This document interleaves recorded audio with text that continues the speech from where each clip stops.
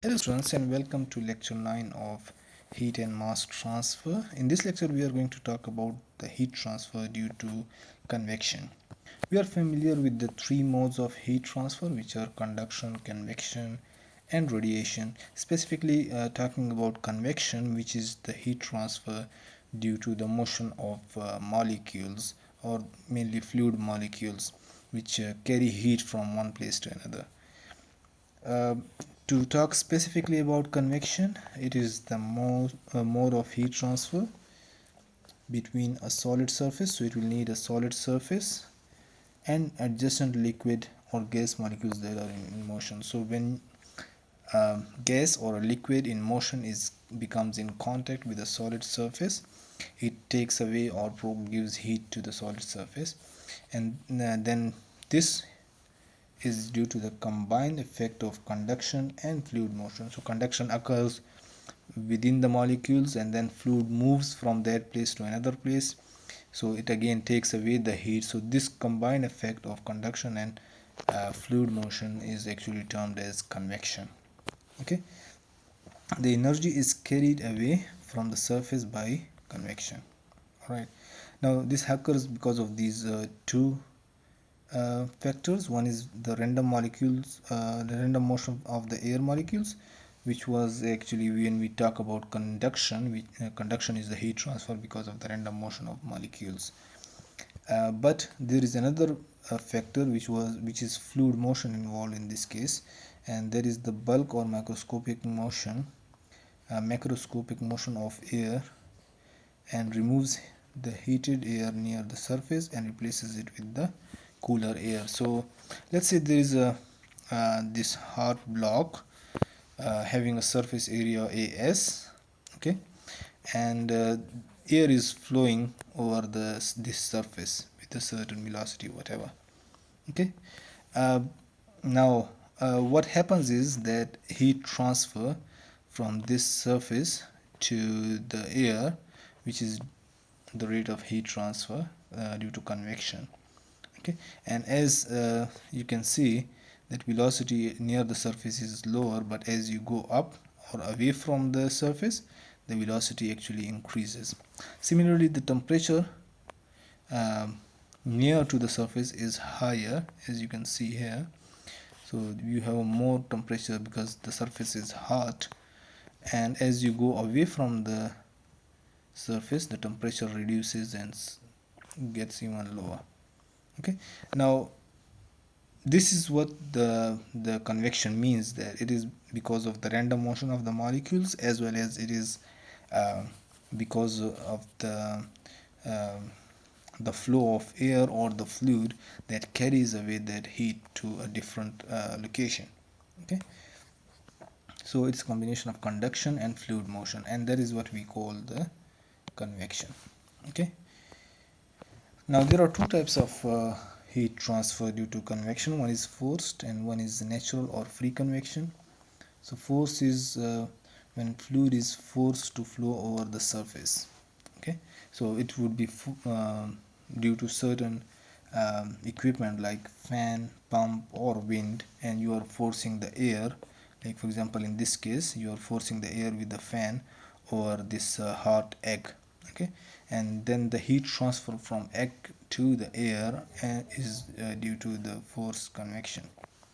Okay, and the second is the natural or free convection, which happens not because you are using a certain uh, force or certain equipment, but because of the buoyancy forces that are induced by density differences due to the variation in temperature. So we all know that when something or any liquid is heated up, it moves up.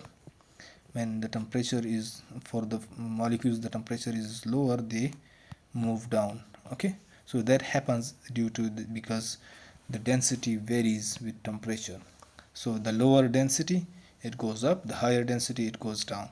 So when that happens because of this natural uh, density variation, and it takes away the heat, like the air flows here, it will get heated up, it goes up.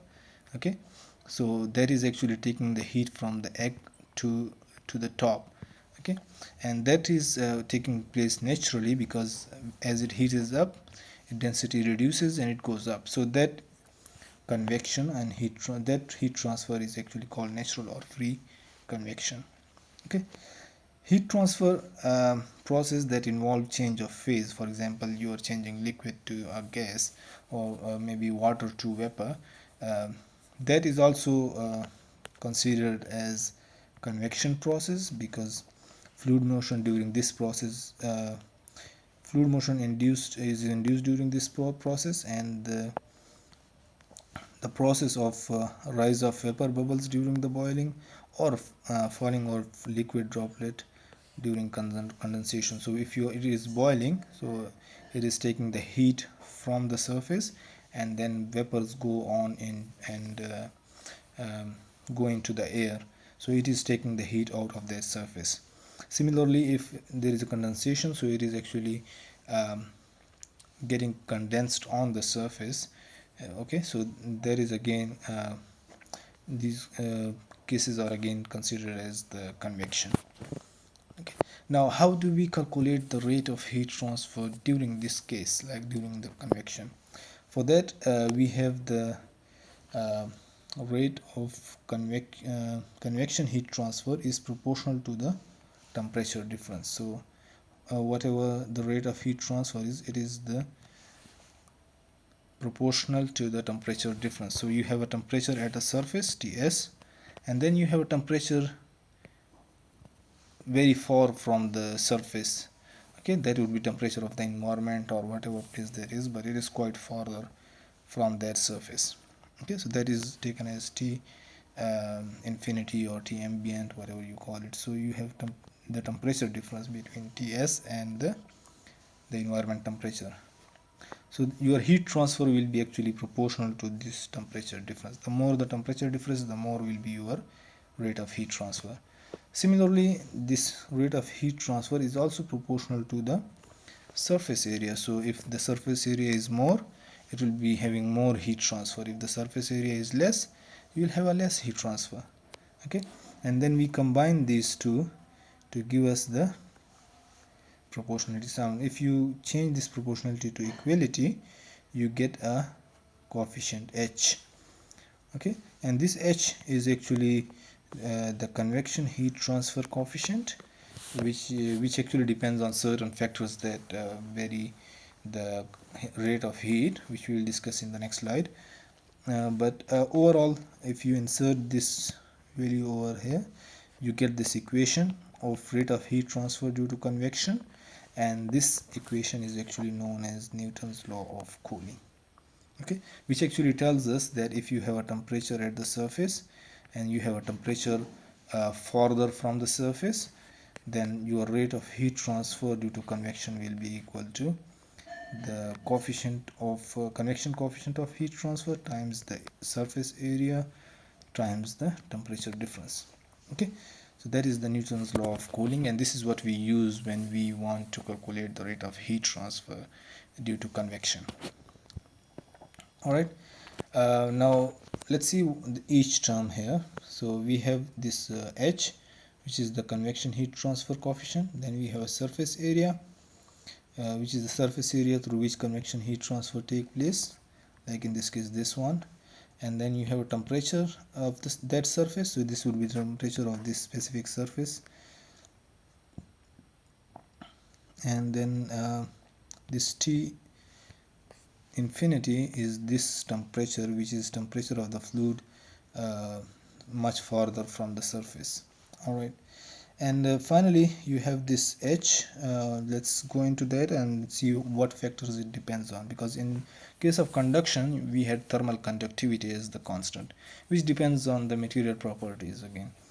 But in this case, it does not only depends on the material properties, but it depends on the surface geometry, nature of the fluid, so what kind of fluid it is, what kind of the geometry of the area it is, properties of the fluid. Okay, and then you have the bulk fluid velocity, like with what velocity this air or fluid is flowing. So all these factors combine to give you a value of the convection coefficient, and it is experimentally determined parameter. Okay, so we do the experiments to get this value. All right, so once we know this this rate of heat transfer through the Newton's law of cooling, for convection we are going to solve this problem, which states that a hot metal plate with the area of 2 meter square is exposed to air. Okay, the surface temperature of the plate is this one, so that is Ts, and the surrounding temperature is this one.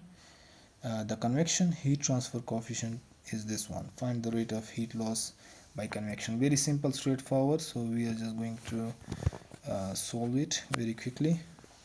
Let me first draw it. So I have, let's say, area.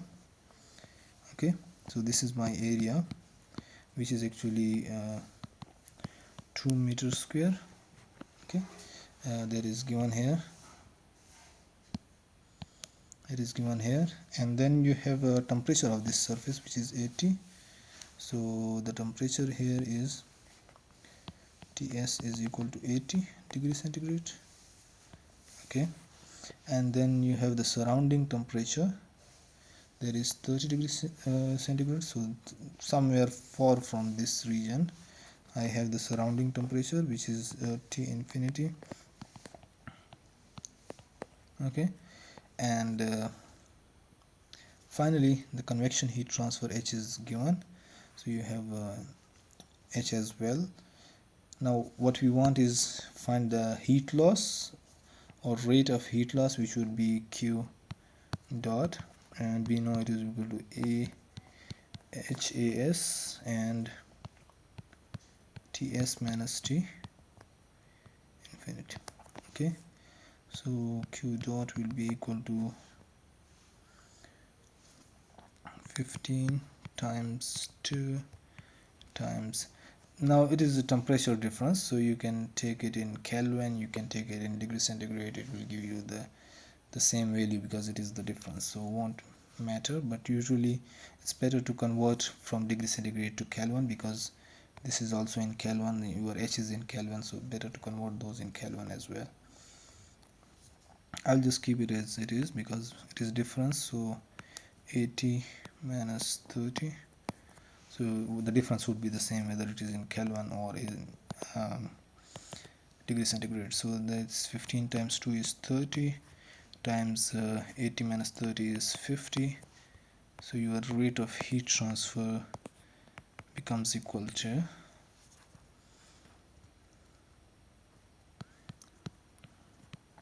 okay 1500 watt. Okay, I hope it is clear enough. If you have any questions, please let me know, and then we can actually clarify that in the class during the discussion. Additionally, I have given a problem as a quiz beside that this lecture video, so kindly solve that problem as well. Thank you, take care, bye.